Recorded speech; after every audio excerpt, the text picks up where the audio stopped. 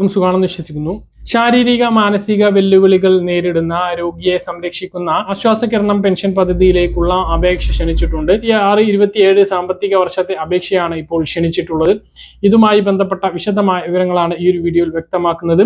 Video വിശദാംശങ്ങളിലേക്ക് കടക്കുന്ന മുമ്പ് കൂടുതൽ ആളുകളിലേക്ക് ഇൻഫർമേഷൻ എത്താൻ ഷെയർ ചെയ്യുക, ലൈക്ക് ചെയ്യുക. ഫേസ്ബുക്കിലൂടെ കാണുന്ന ആളുകൾ ഫോളോ ചെയ്യുക. വീഡിയോയുടെ വിശദമായ വിവരങ്ങളിലേക്ക് വരാം. ആശ്വാസകിരണം പദ്ധതിയിലേക്കുള്ള അപേക്ഷ ക്ഷണിച്ചു.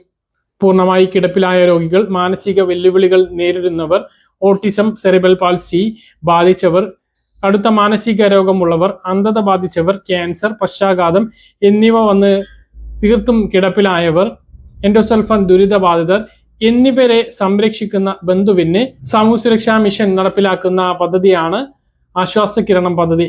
ഈ പദ്ധതിയിലേക്കുള്ള അപേക്ഷ ഇപ്പോൾ ക്ഷണിച്ചിട്ടുണ്ട്. നിശ്ചിത അപേക്ഷാ ഫോം ഇതിന് ലഭ്യമാണ്. വരുമാന പരിധി 1 ലക്ഷം രൂപക്ക് താഴെയായിരിക്കണം. BPL റേഷൻ കാർഡിൽ ഉൾപ്പെട്ടിട്ടുള്ളവർക്ക് ഇത് ലഭിക്കുന്നതാണ്. APL വിഭാഗക്കാരാണ് എങ്കിലാണ് 1 ലക്ഷം രൂപക്ക് താഴെ വാർഷിക വരുമാനം തെളിയിക്കുന്ന വരുമാന സർട്ടിഫിക്കറ്റ് വേണ്ടത്. പരിചരിക്കുന്ന വ്യക്തിക്ക് മറ്റ് ജോലികളോ വരുമാന മാർഗങ്ങളോ ഇല്ലാത്ത ആളായിരിക്കണം. രോഗിക്കും സർക്കാർ മേഖലയിൽ നിന്നോ മറ്റ് ഏജൻസികളിൽ നിന്നോ സമാനമായ പരിചരണ ആനുകൂല്യങ്ങളോ മറ്റ് ആനുകൂല്യങ്ങളോ പാടില്ല.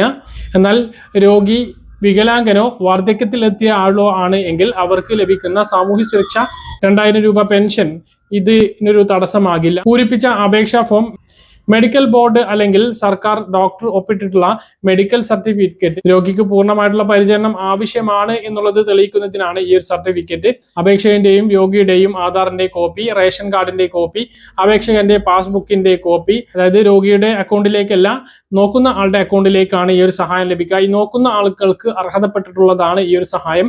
വരുമാന സർട്ടിഫിക്കറ്റ് വില്ലേജ് ഓഫീസിൽ നിന്നും ലഭിക്കുന്ന വരുമാന സർട്ടിഫിക്കറ്റ്. BPL റേഷൻ കാർഡാണ് എങ്കിൽ വരുമാന സർട്ടിഫിക്കറ്റിന്റെ ആവശ്യം ഇല്ല.